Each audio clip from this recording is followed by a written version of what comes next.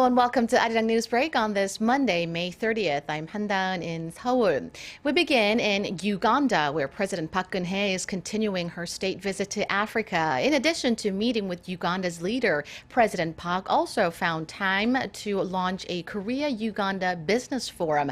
Hundreds of entrepreneurs gather to discuss potential business opportunities with each other. Kwon Jang-ho reports. Like the speedy Impala, President Park Geun-hye said she hoped Korean and Ugandan businesses could find quick success working together. President Park launched the latest bilateral business forum on Sunday, bringing together some 250 business leaders from the two countries. 72 Korean businesses were in attendance, representing industries ranging from engineering to medical and biotech. President Park expressed a hope that through the exchange, the two countries can help each other in various ways, including agricultural development. 잘 아시다시피 한국은 지난 70년대 새마을 운동을 기반으로 성공적인 농촌 개발과 농업 발전 경험을 가지고 있습니다.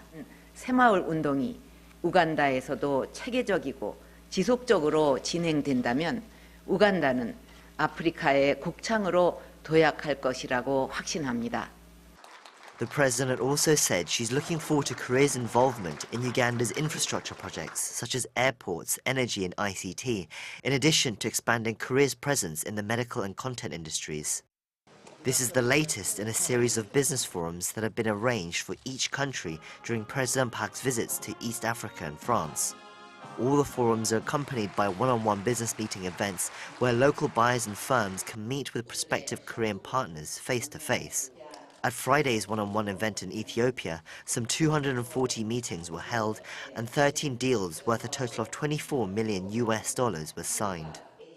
Kwon Jang-ho, ARIRANG News. The 20th National Assembly kicked off its four-year term today, and all three main political parties convened general meetings.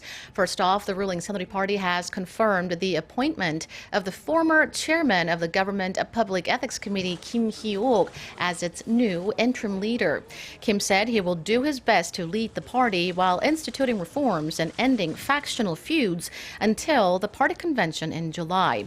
The main opposition Minju Party of Korea, meanwhile, stressed the need to focus on the economy. Floor leader Woo Sang-ho urged the ruling party to wrap up negotiations within 2 to 3 days on filing key parliamentary posts, such as Assembly Speaker and the leaders of the standing committees, and get back to parliamentary business as soon as possible.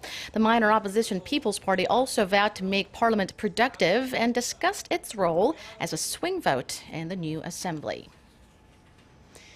The UN Secretary General, who is on his last day of visit to Korea, underlined the role non-governmental organizations have to play in helping countries achieve the UN's Sustainable Development Goals. Ban Ki-moon made the comments today during his keynote speech at the opening of the 66th UN NGO conference in the southern city of Gyeongju. It's the first time the event is being held in Asia. In line with this year's theme, Education for Global Citizenship, Pan stressed the importance of education and pointed to Korea as an example, citing its successful transformation from aid recipient to donor country. A press conference was held after the event, during which he was asked about the attention being paid to his visit, as many people see it as the precursor to a presidential bid. And this was his answer. I'm asking you to refrain from stretched interpretations of my actions in Korea. There are many assumptions and reports on what I'll do in the future, but let me just tell you that it's I myself who knows best what I'll be doing, and I'll be the one having to decide.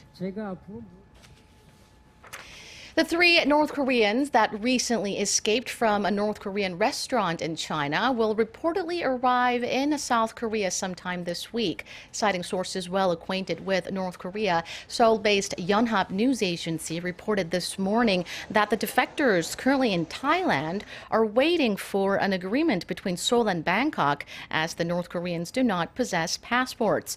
South Korean media reported last week that three North Koreans working at a North Korean restaurant in the northwestern city of Xi'an escaped after being influenced by the mass defection of 13 North Koreans last month. Seoul's Unification Ministry has earlier confirmed the recent defection, but refused to verify on their possible arrival to the south. Confidence among Korean manufacturers remained subdued in May. According to the Bank of Korea, the Business Survey Index came to 71, unchanged from the previous month. A reading below the benchmark 100 means pessimists outnumber optimists. But conglomerates were less pessimistic, with the index adding 2 points on month, while small and mid-sized companies' confidence edged down 1 point.